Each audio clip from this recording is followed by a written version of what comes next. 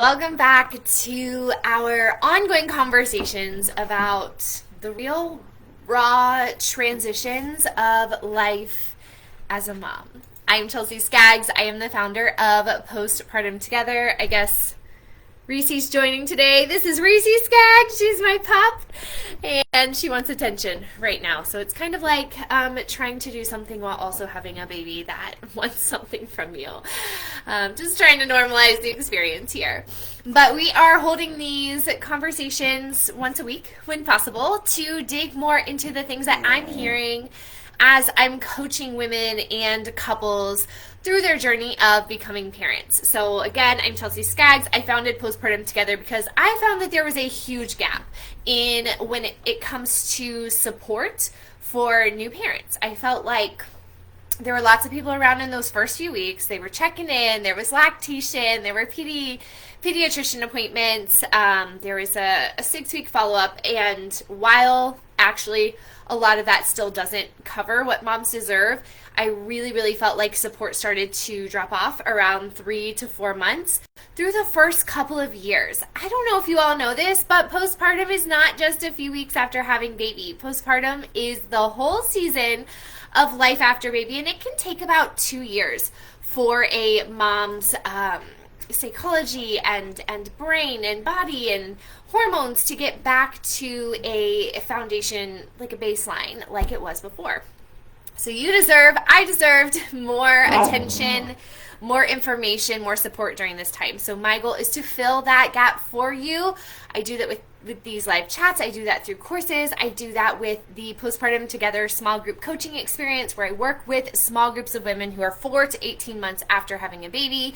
And we spend 4 months going through the big changes that you've been through, validating your experience, sharing that with one another, building meaningful relationships, and getting tools, resources, and coaching from me, as I have worked with a number, probably hundreds now, of other women who have been in a similar place to where you are. So what I want to share with you today is 5 things that I had to let go of in order to enjoy motherhood more. Because when I look back, there were a lot of things that were stressors that were competing for my attention that I thought were so necessary that actually took some of my attention and energy away from what would have mattered most. And so as I look back, I think, man, I wish I would have gotten rid of these 5 things a lot sooner. And I want to share those with you in case you are in that season and can implement this and take some steps to feeling more connected, more fulfilled, more empowered in this season.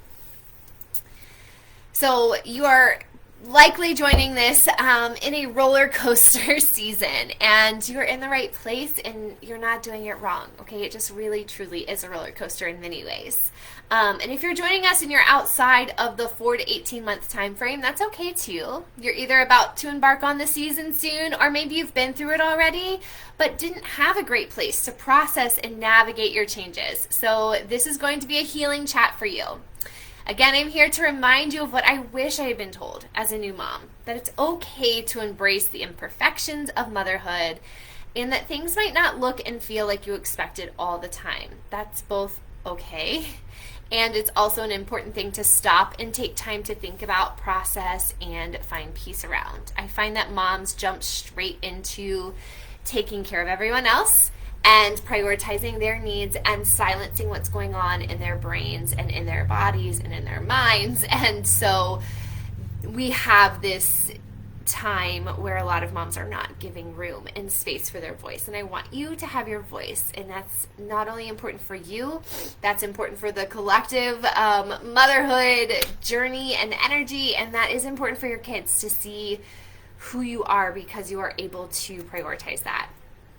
So again, as a coach for new moms, I often hear women say that they feel guilty, that they have conflicting feelings. For example, they are smitten by their child, thankful to be moms, and are still grieving the way that their relationship, body, social lives, and identity have changed. So if this is you, this is a common experience. You are not alone. Society loves to paint a beautiful, blissful picture of motherhood, and it's easy to feel the pressure to constantly keep up and live up to those ideals. And with all the things that are online, we are bombarded constantly with this message that we have to have it all together. We have to have it all a certain way in this picture perfect space. So let's talk honestly about letting go of some things. And I'll share a little bit from my own experience and again, some of the information and knowledge that I've learned from others as I've coached and as I've worked with them. The first thing that I've had to release and that I coach my clients to release is outside expectations, okay? It is impossible to live up to everyone's ideal of motherhood. Everyone has a different lived experience. Everyone has a different idea of what's best. Everyone wants to give their opinion, sometimes with a very good intended heart, and sometimes maybe with a little judgment and shamey.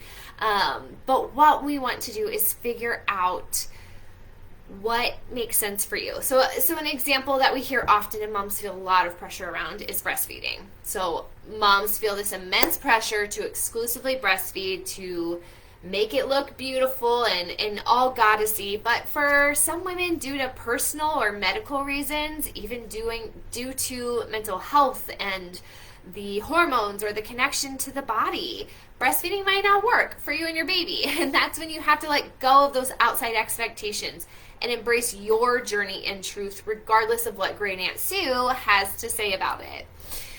The other side is that we have all these collective societal expectations that we feel. Like, do you ever feel like you have to have this professional looking photo shoot with your baby for every month of their life in order for their life to be complete?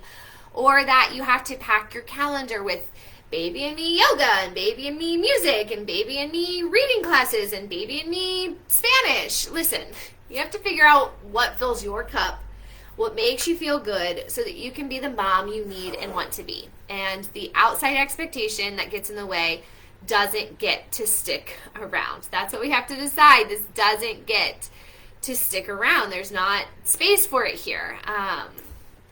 Casey, I see you. You're feeling some of this, so I know that that's resonating. What I found as a mom was that when I continued trying to keep up with the expectations of close family and friends, but also with those bigger societal pictures, I was exhausted and I was not enjoying my motherhood. I was short with my husband. I didn't experience a lot of the really connected moments I wanted to because I was living here in this stress of constantly trying to do and produce and make it look a certain way.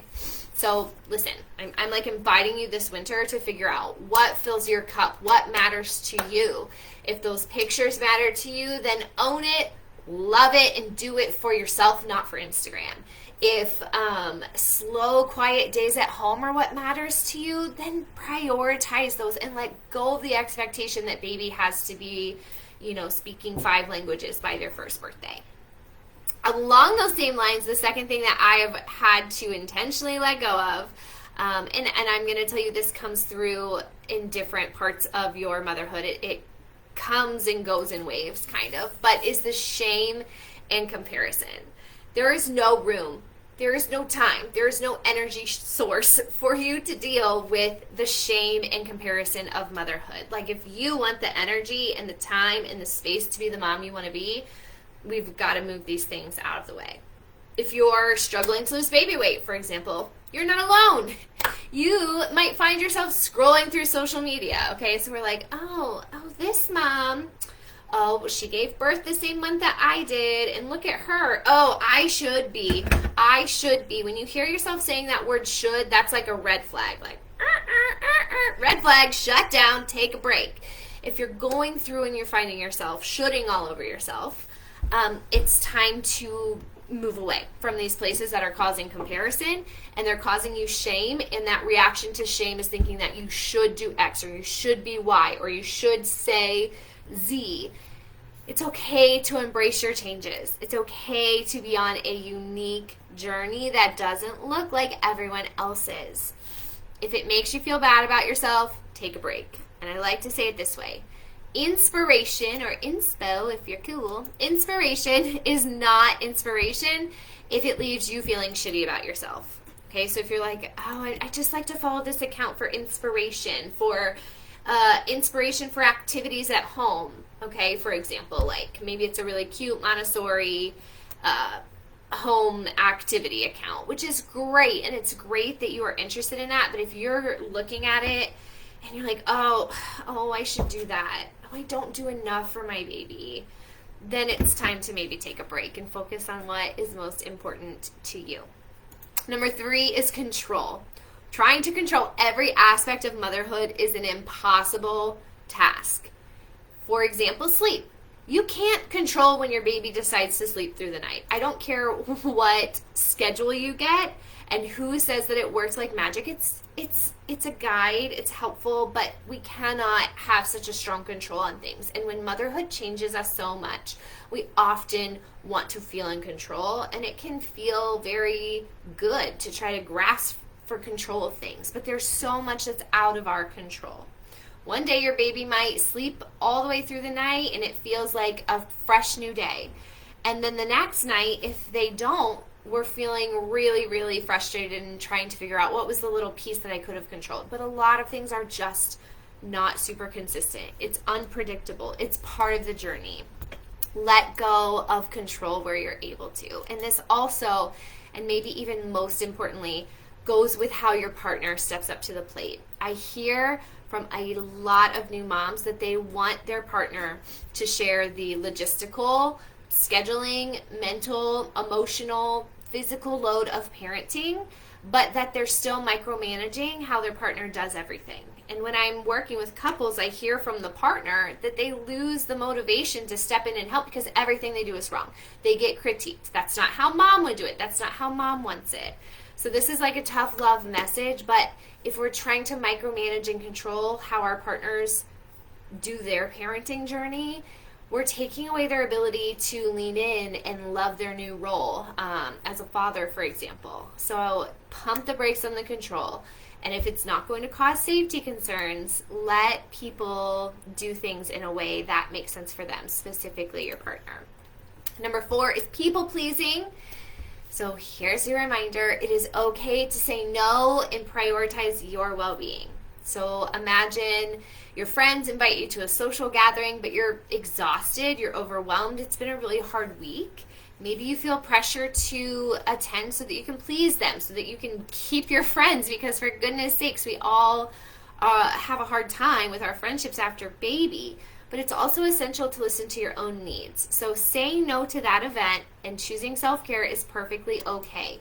And it's okay to let people know, I don't have the capacity for that. Please keep inviting me because I cannot wait to get back to the place where I'm able to come to that. But today I'm not there yet. I really appreciate you keeping me a part of these updates and a part of this circle, but I'm still not there. And maybe that's even an opportunity for your friends or your family to see that it's not all picture perfect all the time, even though we have a hard time saying when we're struggling or asking for help. So this can be a great time to let people come in when we actually let go of people pleasing and trying to do that for everyone else. This also comes along with the important need to set boundaries for yourself and your family. I say it like this. Boundaries do not make you bitchy. Boundaries are the way that you teach people to love you well. If people want to love you well, they are going to appreciate boundaries because it tells them how to do that. If people continue to cross your boundaries, then that is a red flag, and that is something to explore and talk about. The 5th and final thing is painting perfection.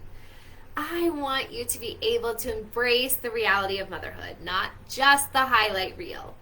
You might see the picture-perfect moments on social media and moms with their babies looking like they just stepped out of a magazine photo shoot. But behind everything are tantrums and sleepless nights and arguments with your partner and looking in the mirror and wondering what's going on with this changed body. Like, this is behind every mom's story in some way.